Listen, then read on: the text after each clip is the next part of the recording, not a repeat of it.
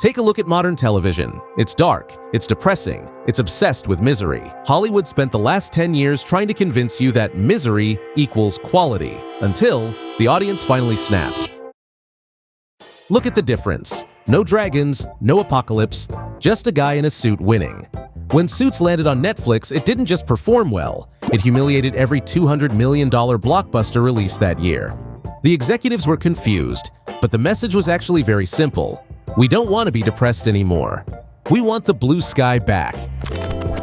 To understand why this reboot matters, you have to go back to a specific moment in TV history, the blue sky era. Between 2009 and 2014, USA Network wasn't trying to give you trauma. They were selling vibes. The sun was always shining, the locations were expensive, and the characters? They were untouchable.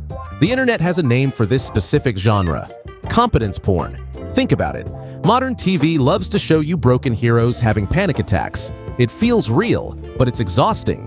White Collar did the opposite. You watched Neal Caffrey forge a bond or pick a pocket, and you didn't worry if he was going to fail. You knew he was going to win. You just watched to see how cool he looked doing it. The stakes were beautifully low. If Harvey Specter lost a case, the world didn't end. If Michael Weston didn't catch the bad guy, nobody got nuked. It was safe. And in a world that feels like it's constantly on fire, watching smart people solve problems in nice suits isn't just entertainment, it's therapy.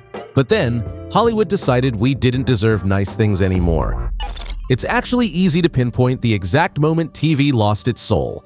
April 17th, 2011, the day Game of Thrones premiered. It was a masterpiece, obviously, but Hollywood executives looked at those massive viewership numbers and they learned the absolute wrong lesson. They didn't think, wow, people like complex political drama. No, they thought, people like misery. Suddenly, fun became a dirty word. Every show had to be a deconstruction.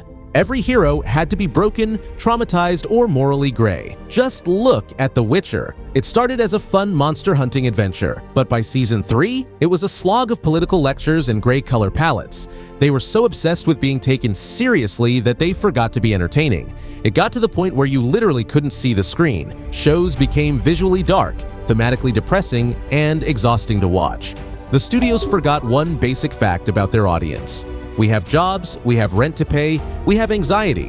When I turn on the TV at 9 p.m., I don't need a reminder that the world is a cruel, unforgiving place. I know that already. I need an escape, and for 10 years, nobody gave us one. But there is a problem, a massive, heartbreaking hole in this entire plan. Usually when a studio brings back a show after 10 years, it's cynicism. It's a cash grab. But White Collar isn't coming back because some executive needs a bonus. It's coming back to say goodbye. Because you cannot have White Collar without Mozzie.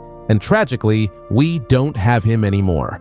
When Willie Garson passed away in 2021, it wasn't just a celebrity death. He kept his cancer a secret from almost everyone. He worked until the very end. And for the cast, this wasn't just a co-worker. Matt Bomer and Tim DeKay were his best friends in real life. So Jeff Eastin, the creator, had a choice. Do you recast him? Absolutely not. Do you ignore it? Impossible. The new script isn't trying to pretend nothing changed. It's reportedly built around his absence.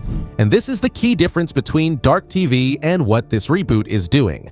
Modern shows use death for shock value, to be edgy. But this brings real, earned emotion to a blue sky show. It forces the characters to grow up.